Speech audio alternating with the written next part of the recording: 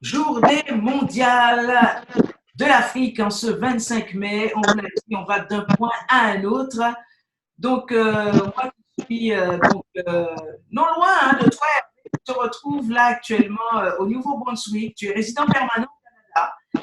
Et avec quelques-uns de tes amis, des camarades, vous avez décidé de créer une opération pour venir en aide.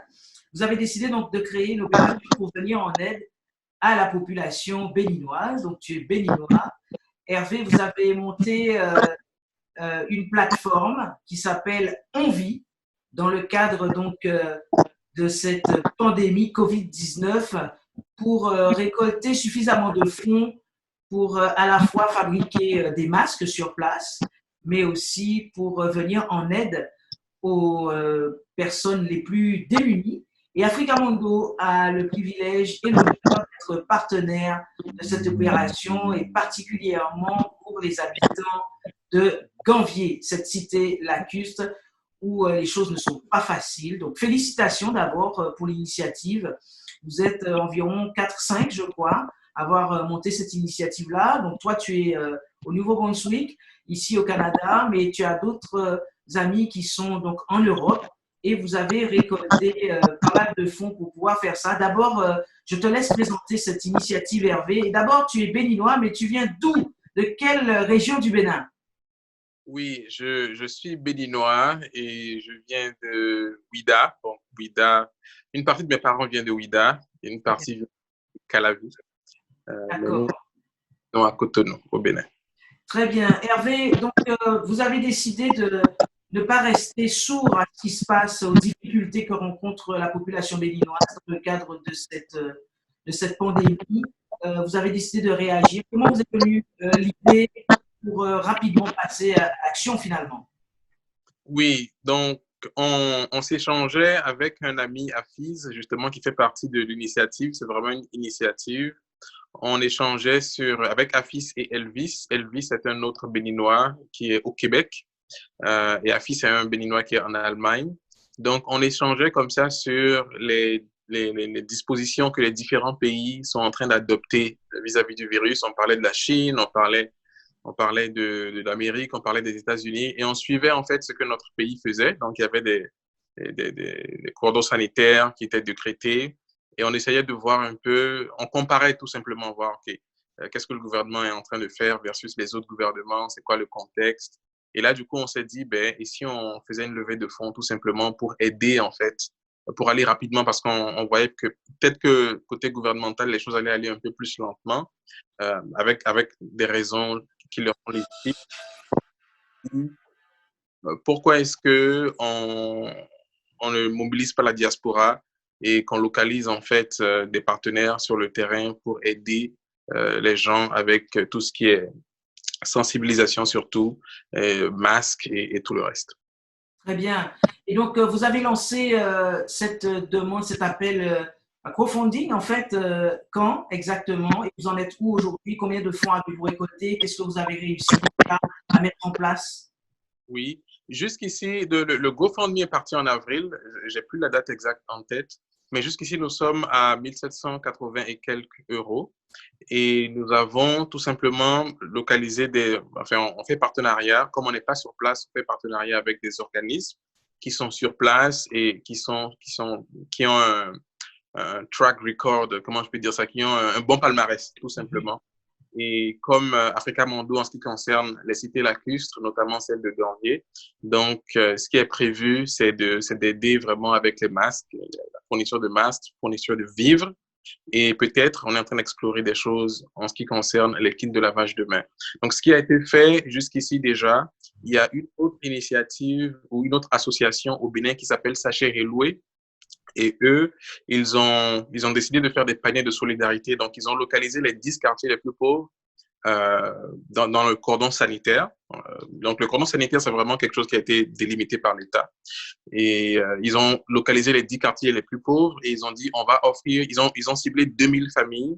Ils ont dit, on va offrir des paniers, en fait, qui comportent du savon, de la nourriture et puis d'autres choses à ces 2000 familles-là.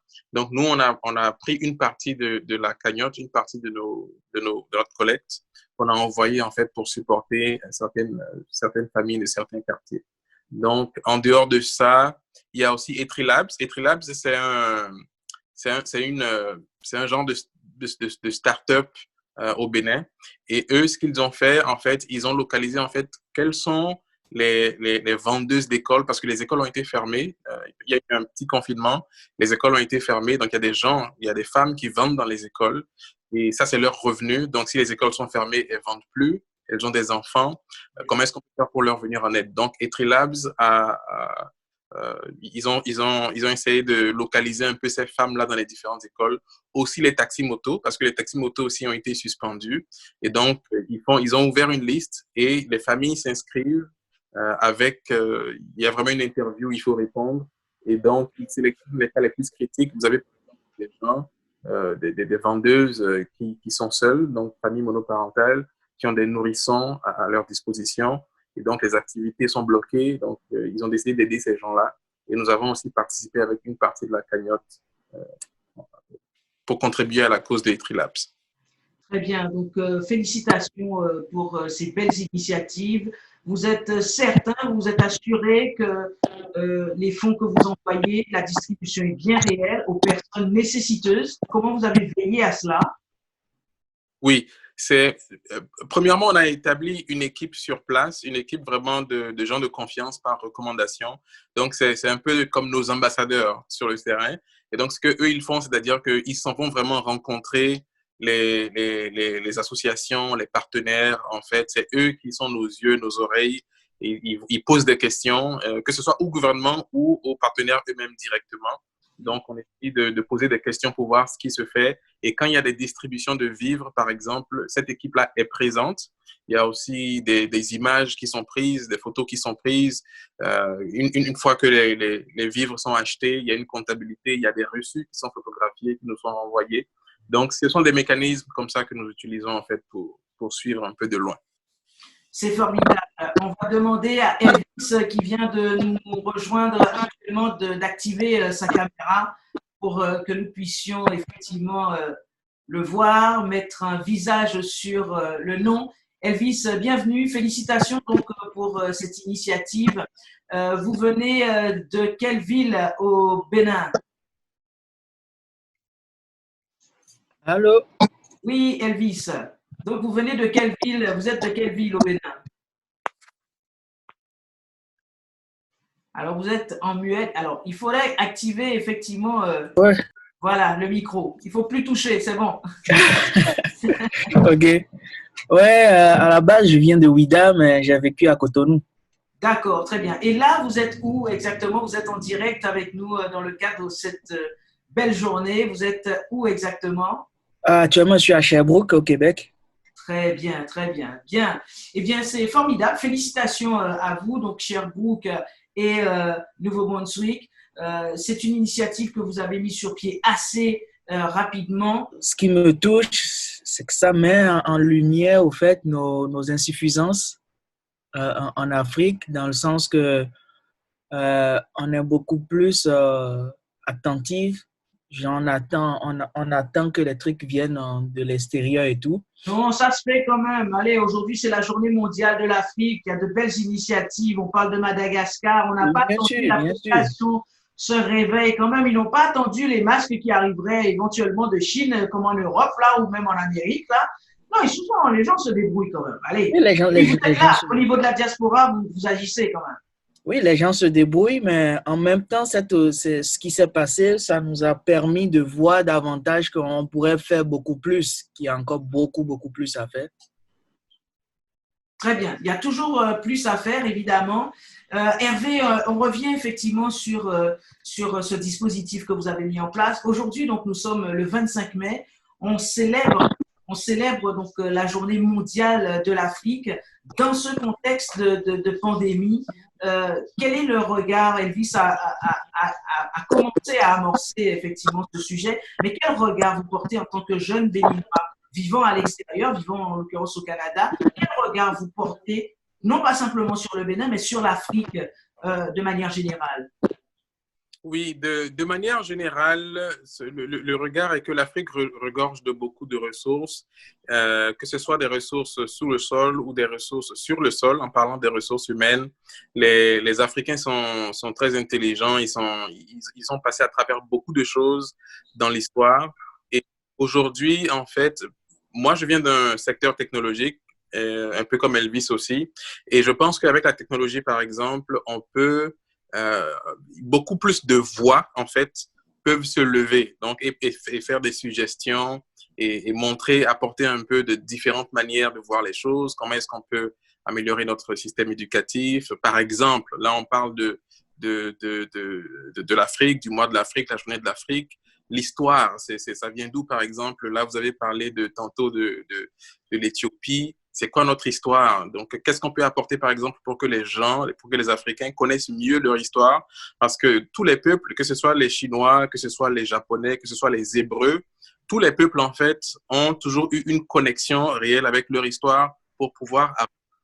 Et fait que moi, particulièrement, j'aimerais contribuer en ce qui concerne aider vraiment, proposer des avenues pour côté système éducatif, par exemple, pour que les gens connaissent mieux leur histoire, pour que les gens puissent mieux réaliser leur potentialité et donc s'exprimer, en fait, parce que nous avons chacun des empreintes dans les mains, on est différents, on a des empreintes, mais ça nous prouve que chacun est là pour quand même laisser une trace. Et dans ce contexte, en fait, je dis, ça nous rappelle qu'il faut tout simplement passer à l'action, aider les gens à réaliser leur potentiel et aider les gens à réaliser que demain, ce n'est pas utopique. Donc, demain, tout simplement, c'est une succession d'aujourd'hui et il faut laisser les traces chaque jour pour qu'à la fin, ça puisse aider le plus grand nombre. Absolument, et c'est pour ça qu'Africa Mundo contribue avec l'organisation pour cette première édition du mois de l'histoire des Noirs. Sa nouvelle appellation, donc pour l'année prochaine, ça va être le mois de l'histoire de l'Afrique et de la diaspora. Durant tout un mois, nous avons célébré cela ensemble à Abodé-Calavi. On remercie encore Monsieur Georges Bada, donc le maire de la commune. On espère qu'il va rester, n'est-ce pas? Évidemment, pour cette première édition réussie au Bénin. On peut toujours mieux faire, mais c'était votre contribution parce que nous devons effectivement rapprocher les mondes africains, que nous connaissions mieux notre histoire commune et on va travailler. Donc, il y a beaucoup de choses qui se passent. Elvis, il y a des choses qui se passent, même s'il y a encore beaucoup de choses à faire. Il y a une volonté qui est bien là et moi, je compte beaucoup sur les Africains de la diaspora pour porter leur contribution comme ce que vous faites à travers votre mission. On arrive donc au terme quasiment de notre entretien ensemble pour cette journée. Elvis, un mot, qu'est-ce que vous souhaitez à toute la communauté africaine qui regarde effectivement cet entretien sur Africa Mundo? Qu'est-ce que moi je souhaite à la communauté africaine? C'est que on peut faire beaucoup de choses avec peu de moyens, avec peu de choses. Il suffit d'y croire, de se réunir ensemble et ça devrait aller. Il n'y a rien qui est impossible, en fait. Merci beaucoup, Elvis. Très bonne journée mondiale de l'Afrique. Hervé, le mot de la fin pour vous, c'est quoi? Quel souhait pour toute cette jeunesse africaine qui espère, qui a envie, qui a faim de justice, qui a faim de belles choses, qui a faim de compréhension, qui a soif de travail, qui a vraiment envie que l'Afrique, que ce continent, enfin, le nôtre, puisse respirer vraiment et puisse être une réalité comme dans ce rêve africain voulu par le panafricanisme, le vrai. Oui, donc je dis juste essayer d'être, on va dire, optimiste, comme je suis un optimiste actif, donc je rêve beaucoup, mais je travaille beaucoup aussi à la fois. Donc, il faut y croire, comme Elvis disait, mais il faut travailler. Il ne faut pas avoir peur de travailler, il ne faut pas avoir peur d'aller de l'avant. Ça veut dire qu'il faut prier, mais il faut travailler aussi surtout. Hein. Oui, oui. Merci beaucoup les garçons. Hervé et Elvis, à très bientôt. Est-ce qu'on peut encore continuer effectivement cette opération? Les gens peuvent continuer à contribuer? Oui, oui, ils peuvent continuer à contribuer. Le site web, par exemple, c'est onvivin, comme le verbe vivre, ONVIT20, point Nemionwits. Donc, Nemion, c'est N-A-M-I-O-N. On va le marquer évidemment. Oui. Exactement. Et Nemion, ce que ça veut dire tout simplement, c'est donner de la lumière. Hein. En fond, Namion, c'est donner de la lumière, c'est éclairer, c'est aider les gens. Donc, voilà, et Natché, à bientôt. Merci beaucoup les garçons. À très bientôt.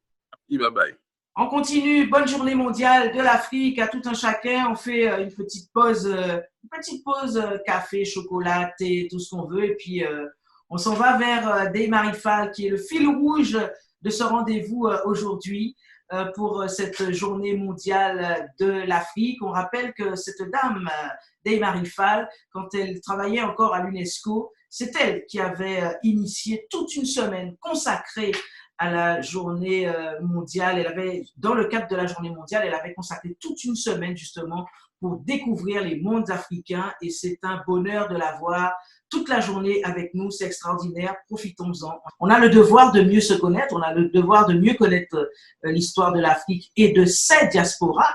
Et justement, quel est le regard que vous avez 57 ans après, effectivement, cette fameuse réunion, ce fameux congrès qui s'est tenu à Addis Abeba le 25 mai 1963, donc en Éthiopie, en termes d'éducation et de formation, de la connaissance même de l'Afrique et la connaissance effectivement de l'Afrique et ses diasporas. Qu'est-ce que vous pouvez nous dire? Quel est le regard que vous portez par rapport à ça?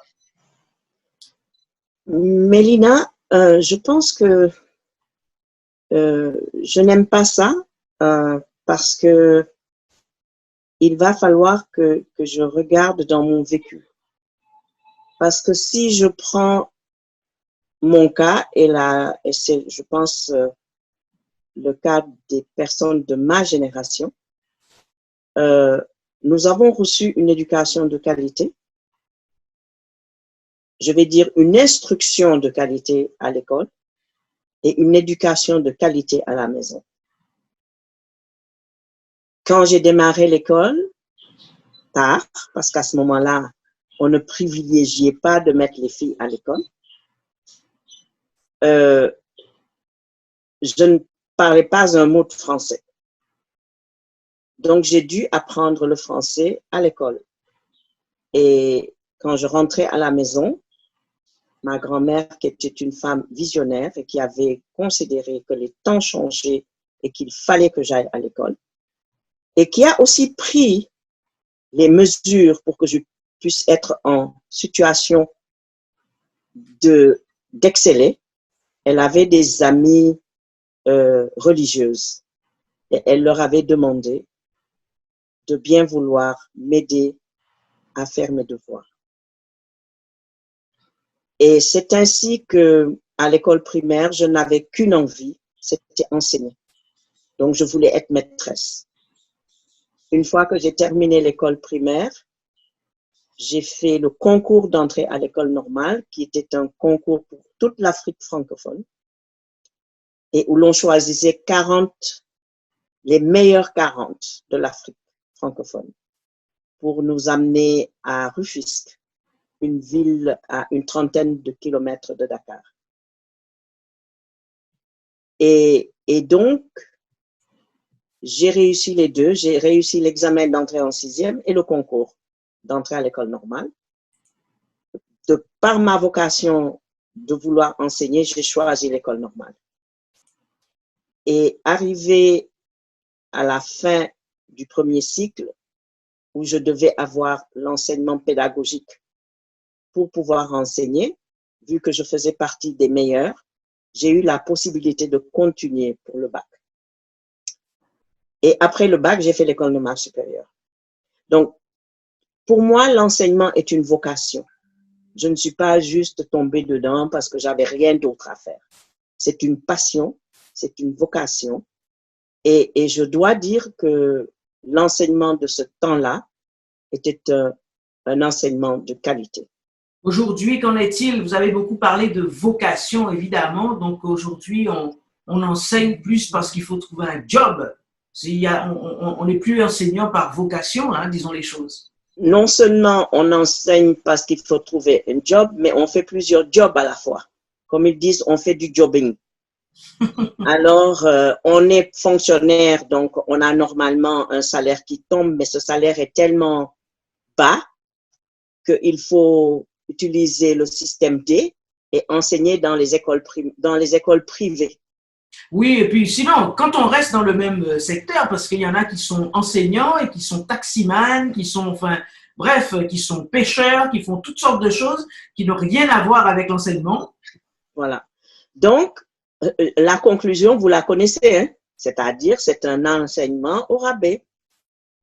Il n'y a plus la qualité, ce qui fait que plus on avance, moins il y a la qualité et plus, évidemment, on va se retrouver. Malheureusement, je suis désolée, je ne dis pas que tous les doctorants et tous les doctorats sont comme ça. On se retrouve avec des gens qui ont des diplômes, mais qui ne peuvent pas faire un paragraphe, quelle que soit la langue, que ce soit en langue française ou en langue anglaise, sans faire des fautes, mais horribles. Ou parler même. Moi, si je prends mon pays, tu as des gens qui ne savent plus parler français, mais qui ne savent plus non plus parler Wolof ou Serer ou Peul. Parce qu'on a perdu des deux côtés. On a perdu cette éducation de qualité qu'on avait à la maison.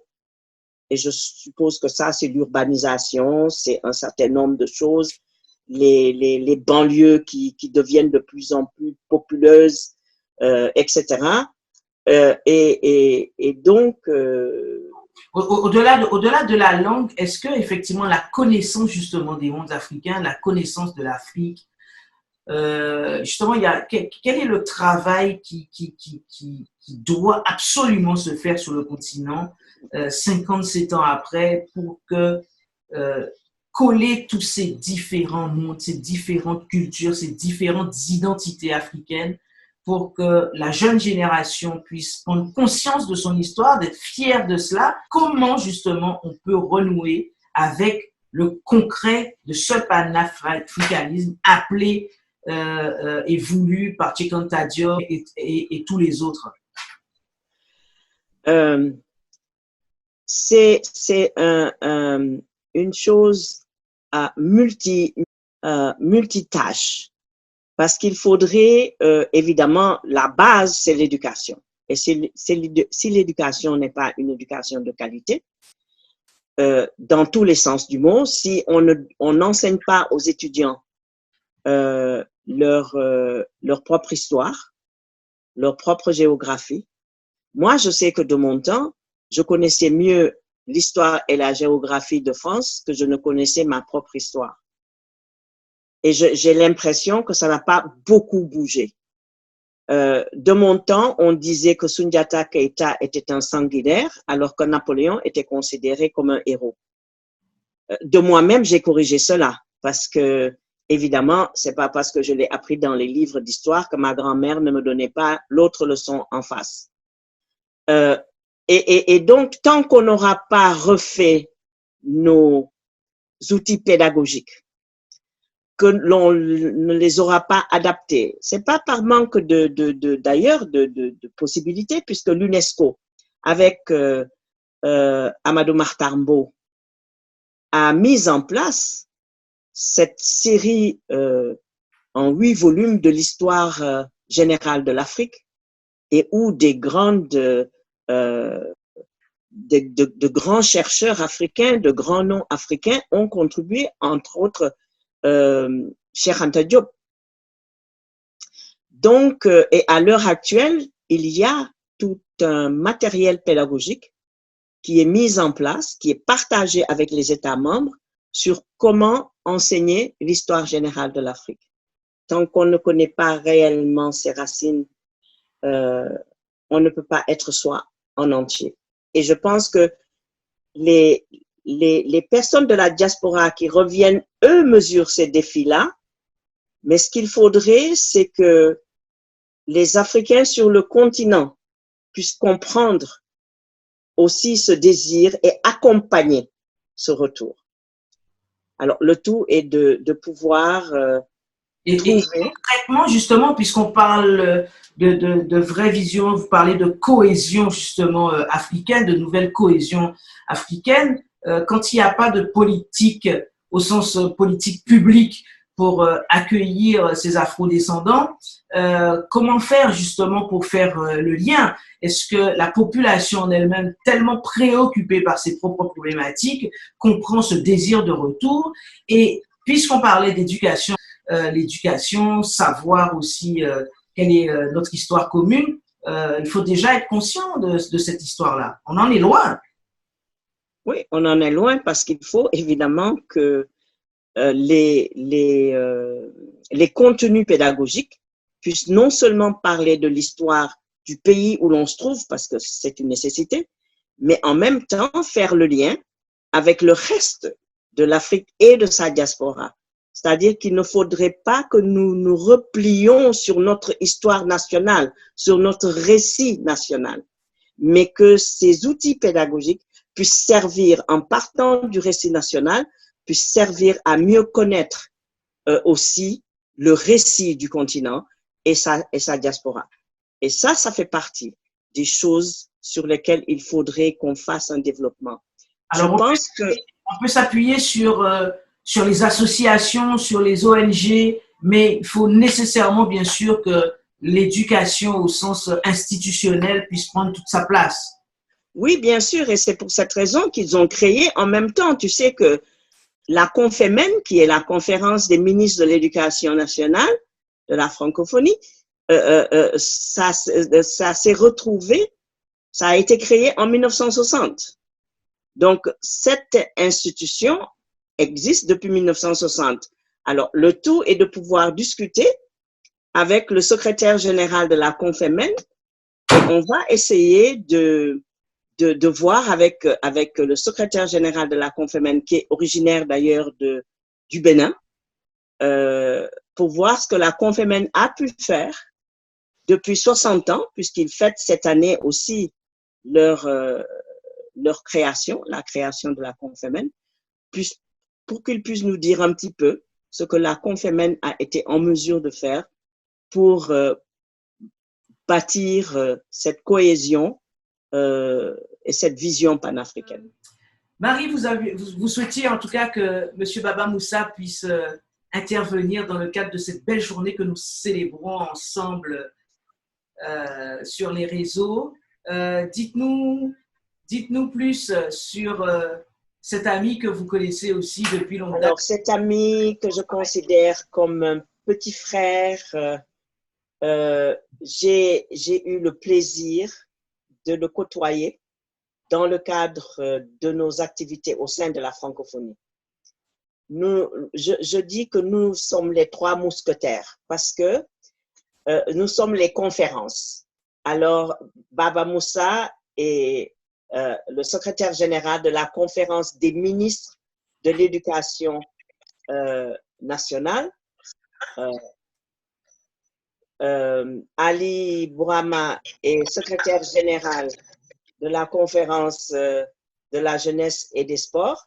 Et moi, je suis présidente de la conférence des organisations internationales non gouvernementales, donc de la société civile francophone accréditée auprès de la francophonie. Et nous sommes toujours placés au même endroit, protocolairement. Alors, je dis, nous sommes les trois mousquetaires et je suis leur grande sœur. Voilà, alors c'est comme ça que j'ai fait connaissance avec les deux secrétaires généraux. Et que vraiment, je me rends compte que l'intergénérationnel marche toujours bien en Afrique. Et je dois dire qu'ils m'ont donné réellement la voix et la place à chaque fois que nous nous sommes retrouvés dans les instances de la francophonie. Ils m'ont laissé cette place-là de l'aîné que j'étais. Et je ne sais comment les remercier. Et c'est pour cette raison aussi qu'à chaque fois que j'ai une activité, je fais appel à eux et jamais ils n'ont été défaillants.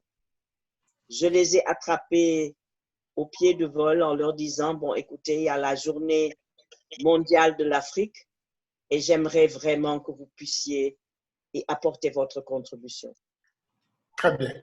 Alors, disons que moi, je suis très heureux de la célébration de cette journée. Et comme tu disais, une journée qui est très peu célébrée jusqu'à présent, alors qu'elle a une importance, une très grande importance pour nous les Africains.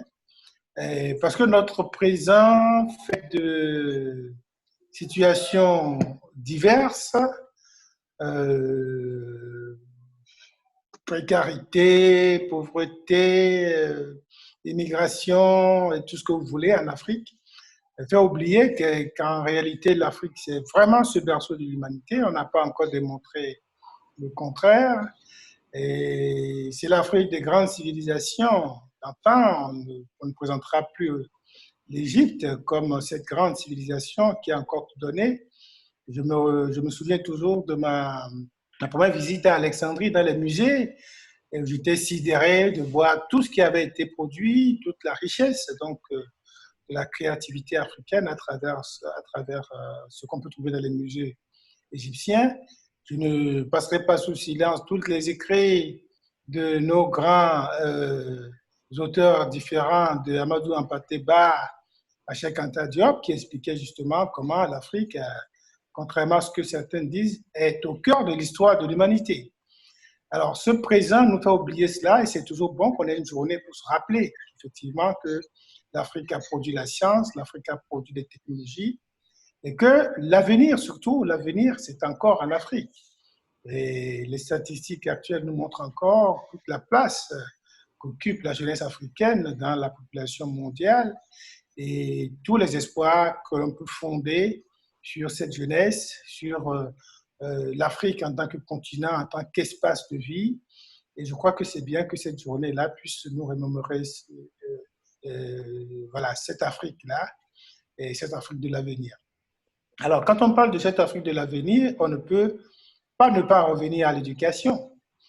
Ne pas revenir à l'éducation parce qu'effectivement, c'est à travers l'éducation que l'on prépare les générations qui viennent à pérenniser le monde dans lequel ils vivent, à pérenniser les cultures dans lesquelles ils vivent et à participer donc à ce grand mouvement de la mondialisation en apportant leur touche et en apportant leur propre identité. Donc c'est important que nos systèmes éducatifs soient conçus pour réaliser cet objectif-là. Or, historiquement, quand on regarde les systèmes éducatifs des pays africains, ceux que nous avons aujourd'hui, et dont on ne cesse de dire qu'ils sont un héritage colonial, et on constate que ces systèmes ont encore besoin de s'imprégner de ces réalités africaines, de cette identité africaine à tout point de vue.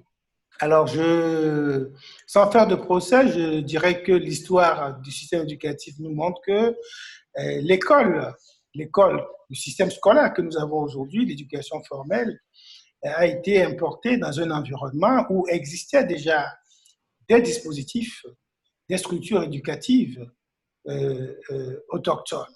Et que ce système scolaire s'est petit à petit imposé à l'ensemble des occasions qui sont offertes, qui étaient offertes dans les civilisations, dans les sociétés africaines. Cette école s'est substituée à ces occasions.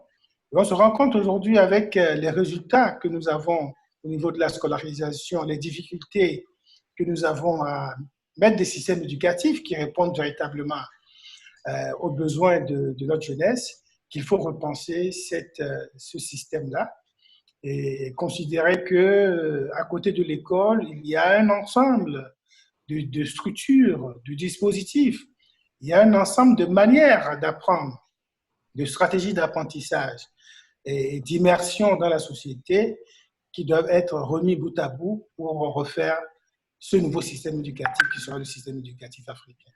Donc moi, c'est vraiment cet aspect de la recherche sur l'éducation qui m'intéresse beaucoup. Et nous pensons, avec ce que nous faisons au niveau de notre conférence, qu'il s'agit d'aider tous les pays, selon la diversité des environnements culturels de la francophonie, à mettre en place ces systèmes éducatifs qui préparent les jeunes à l'avenir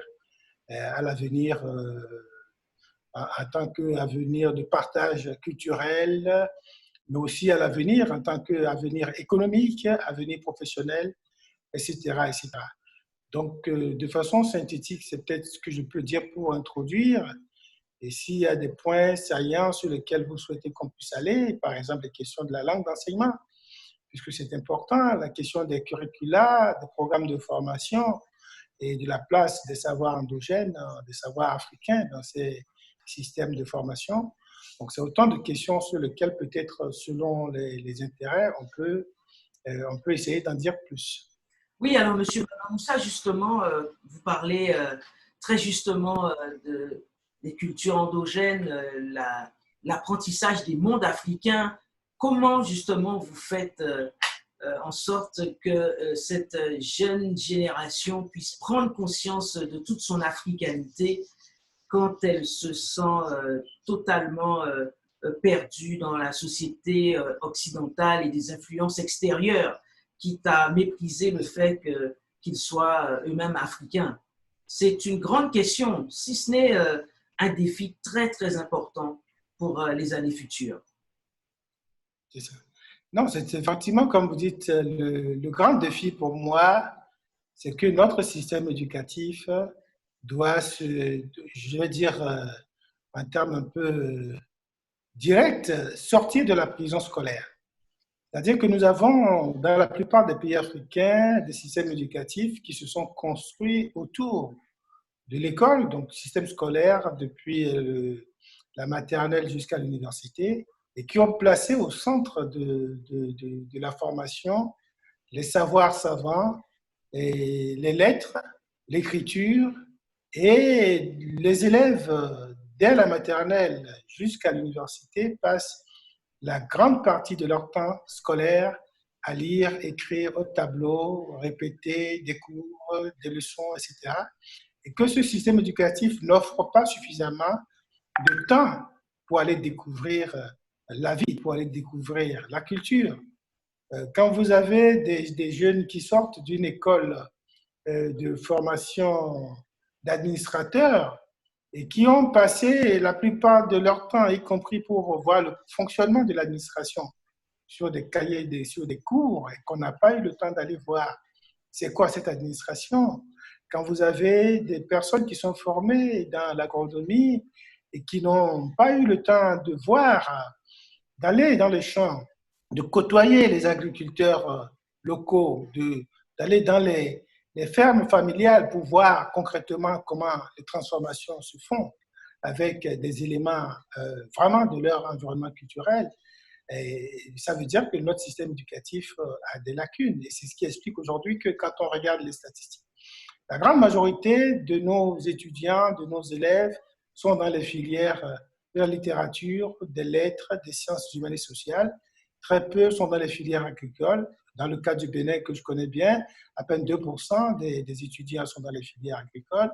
Et lorsqu'ils sortent de leur formation, ils n'ont de cesse d'essayer de rejoindre l'administration publique. Donc, c'est d'abord ce système qu'il faut déconstruire, non pas pour jeter le système scolaire, mais pour le réintégrer dans un ensemble cohérent d'opportunités qui sont offertes aux jeunes, aux enfants, depuis ce que nous appellerons aujourd'hui l'éducation de base et qui doit mettre à côté de l'école tous les autres dispositifs alternatifs, que ce soit de rattrapage scolaire, que ce soit les formations de type dual, professionnelles de type dual, pour que se développent différentes formes d'intelligence. L'intelligence humaine n'est pas seulement intellectuelle, elle est artistique, elle est sportive, elle est artisanale, elle est culturelle. Et il faudrait que notre système éducatif, en diversifiant les lieux, donc en faisant un arrimage très cohérent entre l'éducation formelle, l'étude scolaire et les autres formes éducatives, de permettre aux jeunes Africains de construire un parcours de formation et d'insertion socio-professionnelle avec différents chemins, des passerelles qui permettent, selon les aptitudes de chacun, selon les aspirations de chacun, de préparer sa vie au sein de la société, de participer à son développement en maintenant toute son identité. Cela suppose que, en plus de la langue française, qui est la langue d'enseignement principale, il faudra pouvoir développer aussi les différentes langues africaines. Et c'est en cela que les principes de base qui servent de fondement à certains programmes, comme le programme ELAN, qui est le plurilinguisme, peut être un concept intéressant à développer. C'est-à-dire qu'il faut permettre à chacun peut-être de commencer à apprendre dans sa langue maternelle, celle qu'il a appris dans son environnement familial de base, et de l'ouvrir ensuite aux différentes langues, notamment la langue française et d'autres langues africaines. Pourquoi pas? Parce que nous avons aujourd'hui des langues de grande portée africaine qui ne sont forcément pas étudiées dans le système scolaire. Je prends le cas, par exemple, pour le cas du Bénin, nous avons le Yoruba, qui est une langue auquel on accède aujourd'hui sur Internet, mais qui n'est pas forcément enseignée dans notre système éducatif. Pour ne pas aller plus loin, parler du Swahili, du Hausa et d'autres langues. Donc, je pense que c'est dans cette diversité linguistique et culturelle que l'on pourra transmettre aux jeunes tous les savoirs qui leur permettent de vivre dans leur environnement et de partager avec le monde. Donc, l'accès à la langue française et à d'autres langues comme l'anglais doit permettre également aux jeunes de s'ouvrir au reste du monde. Merci. Donc, voilà. Évidemment. Voilà. Merci. Dans l'une de nos discussions, Oui. tu m'avais fait comprendre que vous étiez 3 frères avec 3 langues maternelles différentes. Oui, Dans le sens effectivement. où, en fait, le concept même de langue maternelle devrait être révisé. Tout à fait. C'est-à-dire, souvent, quand on parle de la langue maternelle, dans l'esprit de gens, ils s'imaginent que c'est la langue parlée par la mère. Et votre maman qui vous a, dont vous venez, mais en réalité, la langue maternelle, c'est la langue dans laquelle on a baigné dans sa tendre enfance et dans laquelle on a acquis ses premiers savoirs.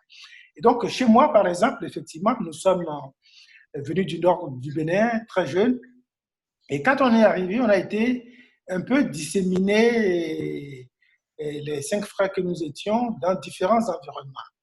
Alors, moi, j'ai été un peu frappé par le choc, puisque j'arrivais à l'âge de 6 ans, c'était l'entrée au primaire. Et donc, j'ai été un peu frappé par l'impossibilité d'utiliser ma langue maternelle, qui est le dindi. Et quand je dis langue maternelle, le dindi, mes parents sont bâtonnous d'origine. Mais dans l'environnement familial, à Parakou, on parlait le dindi. Alors, moi, j'ai été frappé par la difficulté à parler à mes camarades en langue dindi. Et du coup, la langue que j'ai adoptée spontanément, c'est plutôt le français. C'est la seule langue qui me permettait de parler avec mes autres camarades qui étaient de Fon, Yoruba ou Goum. Donc, j'ai donné la priorité au français.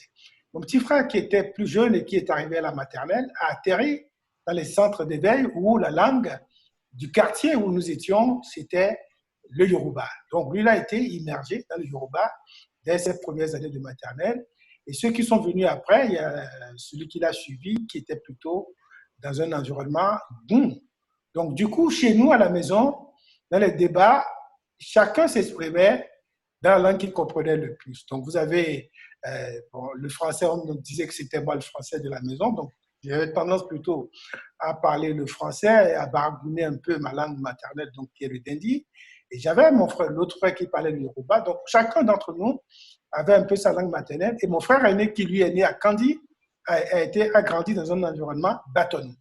Donc, autant que nous sommes, si on nous demande de choisir une langue de base pour apprendre à lire et à écrire, nous allons choisir chacun une langue différente. Donc, c'est pour ça que je crois qu'effectivement, il faut considérer qu'on appelle langue maternelle, non pas la langue de la maman, mais plutôt cette langue dans laquelle on a été imprégné, on a vécu ses premiers apprentissages, on a partagé avec ses pairs en bas âge. Et cette langue peut servir de base et de tremplin pour apprendre les autres langues. D'ailleurs, ce qui serait même bien dans un pays comme le nôtre, et c'est ce qui arrive plus ou moins, c'est que dès le bas âge, on puisse avoir accès à plusieurs langues, puisque nous, en arrivant à Porto-Novo très jeune, nous avons appris notre langue maternelle, donc le Dindi, le Yoruba, le Fon, et chacun de nous peut parler toutes ces langues-là, en plus de la langue française que nous avons appris à l'école. Donc, ce que je disais tout à l'heure, le biplurilinguisme que le programme ELAN développe et qui peut être renforcé, amélioré, nous paraît être une solution intéressante pour faciliter les apprentissages. Merci beaucoup. On va revenir sur ce sujet, évidemment, de la langue, des langues africaines aussi et des langues étrangères. Merci beaucoup, Marie. C'est toujours un plaisir d'aller à la rencontre des personnes que vous connaissez en Afrique, évidemment. Et merci beaucoup, Monsieur Baba Moussa, pour cette brillante intervention. Marie, c'est un bonheur d'échanger avec toutes ces différentes personnes. On a fait, depuis ce matin, on discute de part et d'autre du continent avec des personnes et des personnalités différentes. Merci beaucoup. Bonne journée. Merci. À bientôt. Et à très bientôt. Merci infiniment. À très bientôt. Bye bye.